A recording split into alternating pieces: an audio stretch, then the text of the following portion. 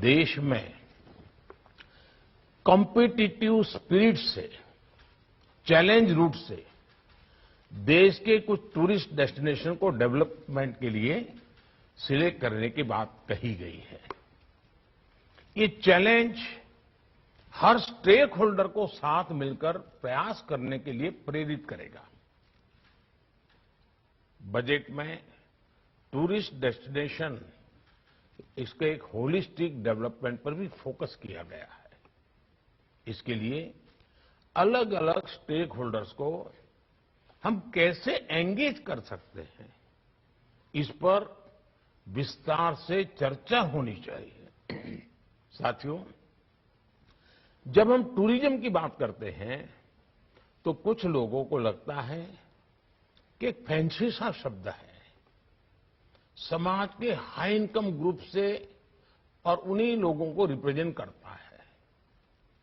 लेकिन भारत के संदर्भ में देखें तो टूरिज्म का दायरा बहुत बड़ा है, बहुत पुराना है। सदियों से हमारे यहां यात्राएं होती रही है। ये हमारे सांस्कृतिक, सामाजिक जीवन का हिस्सा रहा है।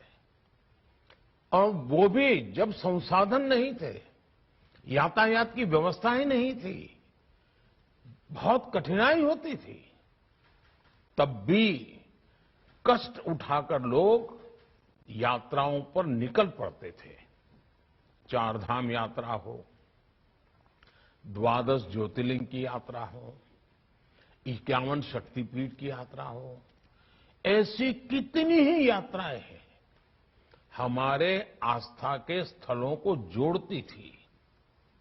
हमारे यहां होने वाली यात्राओं ने देश की एकता को मजबूत करने का भी काम किया है। देश के कितने ही बड़े बड़े शहरों की पूरी अर्थव्यवस्था, उस पूरे जिले की पूरी अर्थव्यवस्था यात्राओं पर ही निर्भर थी। यात्राओं की इस पुरातन परंपरा के बावजूद दुर्भाग्य ये रहा कि इन स्थानों पर समय के अनुकूल सुविधाएं बढ़ाने पर ध्यान नहीं दिया गया। पहले सैकड़ों वर्षों की गुलामी और फिर आजादी के बाद के दशकों में इन स्थानों की राजनीतिक उपेक्षा ने देश का बहुत नुकसान किया। अब आज का भारत इस स्थिति को बदल रहा है। जब यात्रियों के लिए सुविधाएं बढ़ती हैं तो कैसे यात्रियों में आकर्षण बढ़ता है, उनकी संख्या में भारी वृद्धि होती है। और ये भी हम देश में देख रहे हैं। जब वाराणसी में काशी विश्वनाथ धाम का पुनर्निर्माण नहीं हुआ था तो उस समय साल में 70-80 लाख के आसपास ही लोग मंदिर के दर्शन के लिए आते थे। काशी विश्वनाथ धाम का पुनर्निर्माण होने के बाद पिछले साल वाराणसी जाने वाले लोगों की संख्या 7 करोड़ को पार कर गई है। इसी तरह जब केदार घाटी में पुनर्निर्माण का काम नहीं हुआ था तो वहां भी सालाना 4-5 लाख लोग ही दर्शन के लिए आते थे। लेकिन पिछले साल 15 लाख से ज्यादा श्रद्धालु बाबा केदार के दर्शन के लिए गए।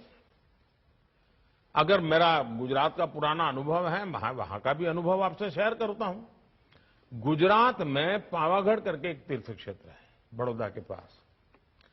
जब वहां का पुनर्निर्माण नहीं हुआ था, पुरानी हालत थी, तो मुश्किल से 2000, 5000, 3000 इतनी संख्या में लोग आते थे। लेकिन वहां जीर्णोद्धार हुआ, कुछ इंफ्रास्ट्रक्चर बना, सुविधाएं बनी, तो उस पावागढ़ मंदिर के पुनर्निर्माण के बाद, नवनिर्माण के बाद करीब करीब 80,000 लोग वहां औसतन आते हैं। यानी सुविधाएं बढ़ी तो इसका सीधा प्रभाव यात्रियों की संख्या पर पड़ा। टूरिज्म को बढ़ाने के लिए उसके सराउंडिंग जो चीजें होती वो भी बढ़ने लग गई है। और ज्यादा संख्या में लोगों के आने का अर्थ है स्थानीय स्तर पर कमाई के ज्यादा अवसर, रोजगार, स्वरोजगार के ज्यादा मौके। अब देखिए, दुनिया की सबसे ऊंची प्रतिमा स्टैच्यू ऑफ यूनिटी का भी उदाहरण देगा। ये प्रतिमा बनने के बाद 1 साल के भीतर ही 27 लाख लोग उसे देखने के लिए पहुंचे। ये दिखाता है कि भारत के विभिन्न स्थलों में अगर सिविल एमेनिटीज बढ़ाई जाए, वहां डिजिटल कनेक्टिविटी अच्छी हो, होटल, हॉस्पिटल अच्छे हो, गंदगी का नामो निशान ना हो, बेहतरीन इंफ्रास्ट्रक्चर हो, तो भारत के टूरिज्म सेक्टर में कई गुना वृद्धि हो सकती है। साथियों, मुझे आपसे बात करते हुए अहमदाबाद शहर में कांकरिया तालाब है, उस कांकरिया लेक प्रोजेक्ट के विषय में भी कुछ करने का मन करता है। अब ये कांकरिया लेक प्रोजेक्ट शुरू होने से पहले वहां आमतौर पर लोग जाते नहीं थे, वैसे वहां से गुजरना पड़े तो गुजरे, लेकिन वहां कोई जाता ही नहीं था। हमें वहां न सिर्फ लेक का रिडेवलपमेंट किया, बल्कि फूड स्टॉल्स में काम करने वालों को स्किल डेवलपमेंट भी किया। आधुनिक इंफ्रास्ट्रक्चर के साथ हमने वहां स्वच्छता पर भी बहुत जोर दिया। अब कल्पना कर सकते हैं कि आज वहां एंट्री फी होने के बावजूद भी औसतन प्रतिदिन 10,000 लोग मुलाकात करते हैं। ऐसे ही तरीकों से हर टूरिस्ट डेस्टिनेशन अपना एक रेवेन्यू मॉडल भी विकसित कर सकता है। साथियों, ये वो समय है जब हमारे गांव भी टूरिज्म का केंद्र बन रहे हैं। बेहतर होते इंफ्रास्ट्रक्चर के कारण हमारे दूर सुदूर के गांव अब टूरिज्म के मैप पर आ रहे हैं। केंद्र सरकार ने बॉर्डर किनारे पर बसे जो गांव है, वहां वाइब्रेंट बॉर्डर विलेज योजना शुरू की है। ऐसे में होम स्टे, छोटे होटल, छोटे रेस्टोरेंट हो, ऐसे अनेक बिजनेस के लिए लोगों को ज्यादा से ज्यादा सपोर्ट करने का काम हम सबको मिलकर के करना है। साथियों, आज एक बात मैं भारत आ रहे फॉरेन टूरिस्ट के संदर्भ में भी बताऊंगा। आज जिस तरह दुनिया में भारत के प्रति आकर्षण बढ़ रहा है, भारत आने वाले विदेशी टूरिस्टों की संख्या भी बढ़ रही है। पिछले साल जनवरी में सिर्फ 2 लाख विदेशी टूरिस्ट आए थे, जबकि इस साल जनवरी में 8 लाख से ज्यादा विदेशी टूरिस्ट भारत आए। विदेश से जो टूरिस्ट भारत आ रहे हैं, हमें उन्हें भी प्रोफाइल करके अपना टारगेट ग्रुप तय करना होगा।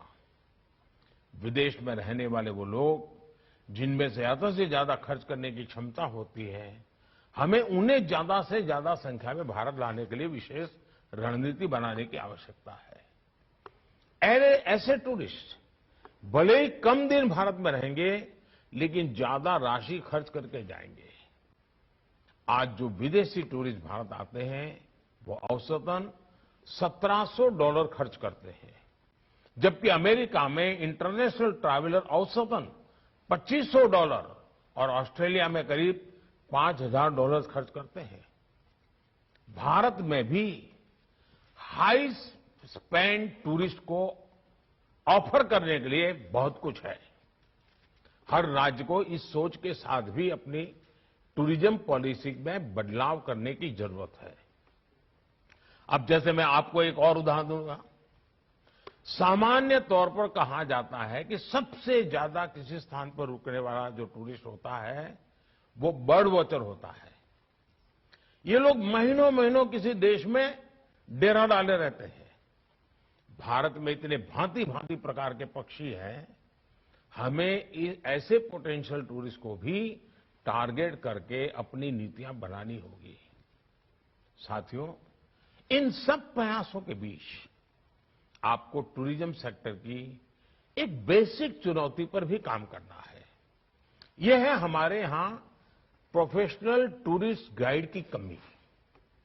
गाइड्स के लिए स्थानीय कॉलेजों में सर्टिफिकेट कोर्स हो, कंपटीशन हो, बहुत अच्छे नौजवान इस प्रोफेशन में आगे आने के लिए मेहनत करेंगे, और हमें शानदार अनेक भाषा बोलने वाले अच्छे टूरिस्ट गाइड मिलेंगे। उसी प्रकार से डिजिटल टूरिस्ट गाइड भी अब तो अवेलेबल है, टेक्नोलॉजी का उपयोग करके भी कर सकते हैं। किसी एक विशेष टूरिस्ट डेस्टिनेशन में जो गाइड काम कर रहे हैं, उनकी एक स्पेसिफिक ड्रेस या वर्दी भी होनी चाहिए। इससे लोगों को पहली नजर में ही पता चला जाएगा कि सामने वाला जो व्यक्ति है वो टूरिस्ट गाइड है और वो हमारी इस काम में मदद करेगा। हमें ये याद रखना होगा कि जब कोई भी टूरिस्ट किसी स्थान पर पहुंचता है तो उसके मन में सवालों का भंडार भरा होता है। वो अनेक सवालों के तत्काल समाधान चाहता है। ऐसे में गाइड उन सभी सवालों के जवाब खोजने में उनकी मदद कर सकता है।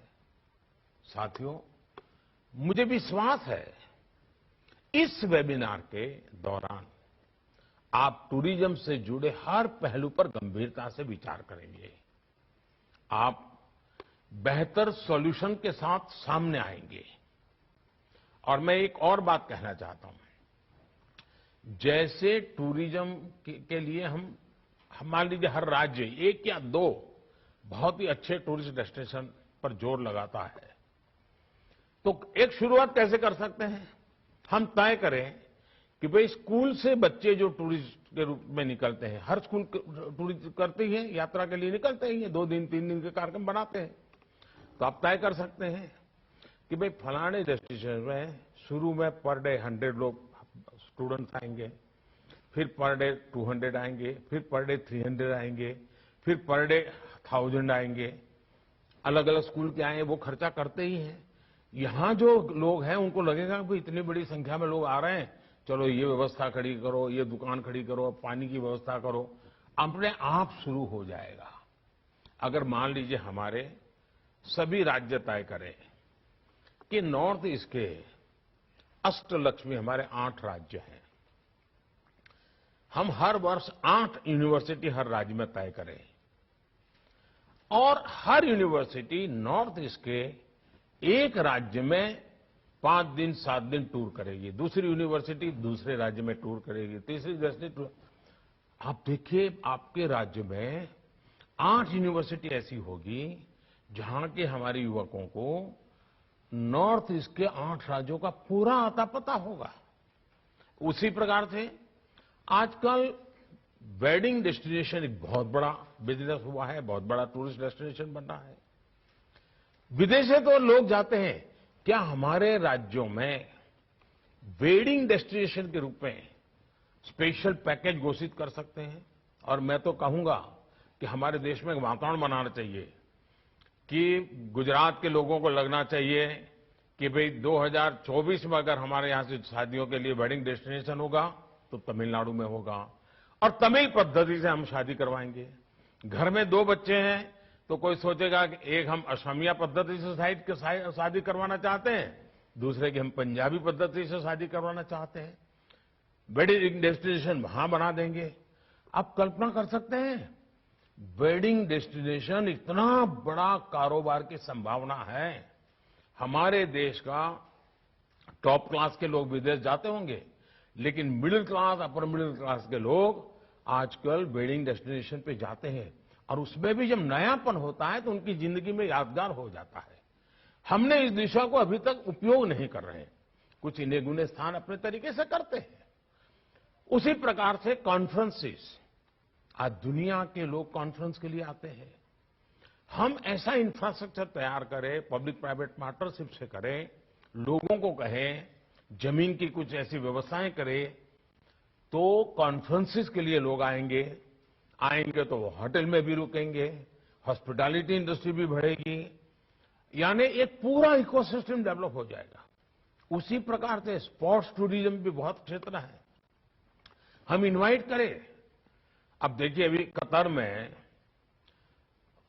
फुटबॉल मैच हुआ पूरी दुनिया का। कतर की इकोनॉमी में बहुत बड़ा प्रभाव हुआ उसका। दुनिया भर के लोग आए, लाखों लोग आए। हम छोटे से शुरू करें, बहुत बड़ा हो सकता है। हमें इन तरीकों को ढूंढना होगा। उसके लिए फिर इंफ्रास्ट्रक्चर, शुरू में लोग आए ना आए, हम अपने स्कूल के बच्चों, कॉलेज के बच्चों, हमारे सरकार की मीटिंगों के लिए वहां जाना, अगर हम अपने एक डेस्टिनेशन को महत्व देना शुरू करेंगे तो अपने आप और लोग भी आना शुरू करेंगे और फिर वहां की व्यवस्थाएं बनेगी। मैं चाहता हूं कि भारत में कम से कम 50 टूरिस्ट डेस्टिनेशन ऐसे हमने डेवलप करने चाहिए कि दुनिया के हर कोने में पता हो कि अगर भारत जाते हैं तो इस जगह पे तो जाना ही चाहिए। हर राज्य को गर्व होना चाहिए कि दुनिया के इतने देश के लोग मेरे यहां आते हैं। दुनिया के इतने देशों को हम टारगेट करेंगे। हम वहां की एम्बेसी को लिटरेचर भेजेंगे, वहां की एम्बेसी को हम कहेंगे कि देखिए आप टूरिस्टों के लिए मदद चाहते हैं तो हम ये मदद करते हैं। हमें पूरी व्यवस्था, हमारे जो टूर ऑपरेटर्स हैं उनसे भी मेरा आग्रह है कि आपको नए सिरे से सोचना होगा। हमें हमारी ऐप्स, हमारा डिजिटल कनेक्टिविटी, इन सबको बहुत आधुनिक बनाना होगा और हमारा कोई टूरिस्ट डेस्टिनेशन ऐसा नहीं होना चाहिए जिसकी ऐप यूएन की सभी लैंग्वेजेज में ना हो और भारत की सभी लैंग्वेजेज में ना हो। अगर मैं सिर्फ अंग्रेजी और हिंदी में हमारी वेबसाइट बना देंगे तो संभव नहीं हो। इतना ही नहीं, हमारे टूरिस्ट डेस्टिनेशन पर साइनेजेस सभी भाषाओं की होनी चाहिए। अगर तमिल का कोई सामान्य परिवार आया है, बस लेकर के चला है और वहां पर उसको तमिल में अगर साइनेजेस मिल जाते हैं तो वो बड़ी आसानी से पहुंच जाता है।